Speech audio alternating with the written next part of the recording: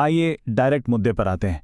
आज के इस एक्सप्लेनर में हम चैप्टर 14 स्टेट्स ऑफ मैटर और फेज चेंजेस के पूरे रोड मैप को वाज़ेह करेंगे, क्योंकि देखा जाए तो मादा यानी मैटर और उसकी हालतों की तब्दीली सिर्फ किताबी साइंस नहीं है, ये हमारे आसपास की पूरी दुनिया का बुनियादी असूल है।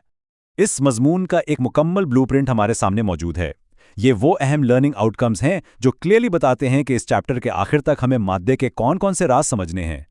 इस पूरी डिस्कशन को आसान बनाने के लिए हमने इस रोड मैप को 4 हिस्सों में तकसीम किया है: the 4 physical states, kinetic theory and phases, gas laws and dynamics और आखिर में रियल वर्ल्ड केमिकल एप्लीकेशंस। तो चलिए बिल्कुल बुनियाद से आगाज करते हैं। पहला हिस्सा, द 4 फिजिकल स्टेट्स।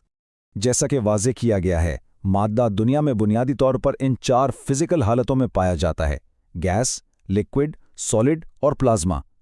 ये 4 हालतें ही हमारी इस पूरी कायनात का बेस हैं, चाहे वो ज़मीन का ठोस मादा हो या फिर सितारों का गर्म प्लाज्मा। अब यहाँ एक छोटी सी लेकिन बहुत दिलचस्प तारीखी डिटेल है। इन 4 हालातों में से क्या आप जानते हैं कि सबसे पहले किसकी खुसूसियात को स्टडी किया गया होगा? गैसेस को। तारीख में साइंसदानों ने सबसे पहले गैसेस के अजीब व गरीब बर्ताव को ही समझने की कोशिश की थी। अब आगे बढ़ते हैं अपने दूसरे हिस्से की तरफ, जहां हम काइनेटिक थियोरी और हालातों की तब्दीली यानी फेजेस पर बात करेंगे। इस पूरे चैप्टर को समझने के लिए जो एक मास्टर की है वो है काइनेटिक पार्टिकल थ्योरी।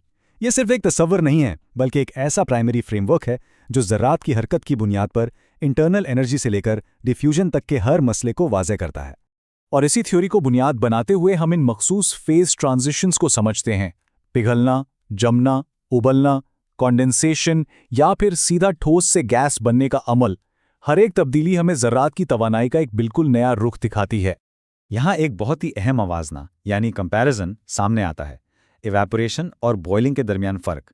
देखने में दोनों में लिक्विड गैस में तब्दील हो रहा है, मगर इवेपोरेशन सिर्फ सतह पर होती है जबकि बॉइलिंग पूरे माया में। तो इनके उसूल और शराइत बिल्कुल अलग हैं। इसके साथ ही काइनेटिक थ्योरी की मदद से हीटिंग और कूलिंग कर्व्स को इंटरप्रेट करना भी लाजमी है। और इसमें सबसे इंपॉर्टेंट पॉइंट ये है कि एक्सटर्नल प्रेशर यानी बैरूनी दबाव किस तरह इन दोनों बॉइलिंग और इवेपोरेशन की रफ्तार को ड्रास्टिकली तब्दील कर देता है। अच्छा, अब आते हैं इस सिलेबस के थोड़े मैथमेटिकल और डायनामिक हिस्से की तरफ। तीसरा point, gas laws and dynamics. Gases के बर्ताव को मैथमेटिकली समझने के लिए 3 बहुत मशहूर कवानीन की बुनियाद पर फोकस करना लाजमी है: बॉयल्स लॉ, चार्ल्स लॉ और एवोगैड्रोस लॉ। ये समझ लें कि ये तीनों पिलर्स हैं जो गैस डायनामिक्स को कंट्रोल करते हैं। असल गेम ये समझना है कि जब इन इंटरकनेक्टेड वेरिएबल्स यानी प्रेशर, टेम्परेचर या वॉल्यूम में से किसी एक को बदला जाए तो बाकी दोनों पर क्या असर पड़ता है। ये बिल्कुल एक किस्म का साइंटिफिक टग ऑफ वॉर है जिसे काइनेटिक थियोरी बाखूबी एक्सप्लेन करती है। उसके बाद सिलेबस में बात आती है डिफ्यूजन की। जैसा कि उम्मीद की जा सकती है, मॉलिक्यूलर मास और टेम्परेचर ही किसी गैस के फैलने की रफ्तार को तय करते हैं। यानी सिंपल सी बात है, जर्रा जितना भारी होगा उसकी डिफ्यूजन उतनी आहिस्ता होगी और टेम्परेचर बदलने से उसकी हरकत में तब्दीली आएगी। और ये सब बातें हमें बहुत स्मूथली हमारे आखिरी हिस्से की तरफ ले आती हैं, रियल वर्ल्ड केमिकल एप्लीकेशंस। क्योंकि आखिर में मकसद तो यही है ना कि ये देखा जाए कि ये थ्योरीज असल दुनिया में कहाँ अप्लाई होती हैं। मिसाल के तौर पर सब्लिमेशन के कॉन्सेप्ट को ही ले लें। कमरे में रखा सॉलिड एयर फ्रेशनर जो देखते ही देखते हवा में घुल जाता है, या फिर आजकल की जदीद 3D प्रिंटिंग की तकनीक। ये सब इस बात का सबूत है कि साइंस सिर्फ किताबों में नहीं, हमारी रोज़मर्रा ज़िंदगी का हिस्सा है। और एक और इंतहाई अहम बात, ये कॉन्सेप्ट बराह रास्त इंसानी सेहत और मेडिसिन से जा जुड़ता है। जिस्म के अंदर अद्वियात का डिफ्यूजन किस रफ्तार से होता है, ये समझना तिब्बी इलाज को ज़्यादा असरअंदाज और तेज़ बनाने के लिए इंतहाई ज़रूरी है।